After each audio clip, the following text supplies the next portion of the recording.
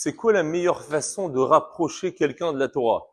Si on m'avait posé à moi la question, j'aurais dit, il faut aller dans la rue, il faut aller chercher les gens, il faut leur expliquer et leur montrer l'importance de la Torah. Or, dans cette paracha, puis on a vu exactement l'inverse. Noach, pendant 120 ans, il va construire une teva. Ils étaient a priori au moins 4 personnes à construire, Noach et ses 3 enfants. Une teva, même si elle est grande, mais ça prend pas 120 ans à construire. Il faut vraiment être très, très, très mauvais. On va pas citer de nom certains employés dans certains endroits, ou même s'ils sont très longs, mais ils prennent pas 120 ans à faire un projet aussi petit. Et malgré tout, Noach, pendant 120 ans, il construit. Dit Rashi, pour quelle raison?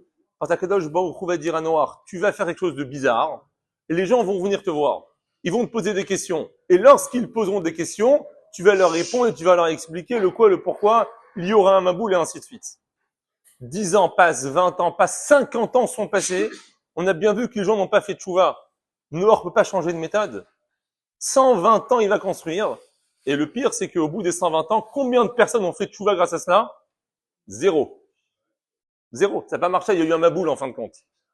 Et malgré tout, Noach, à aucun moment, il change de méthode. C'est qu'a priori, c'est la bonne méthode. Et si elle marche pas, c'est de leur faute et c'est pas de sa faute. C'est que de son côté, il doit rayonner au maximum. Donc, en fin de compte, qu'est-ce que nous, on doit faire? On doit être un exemple pour les autres au maximum.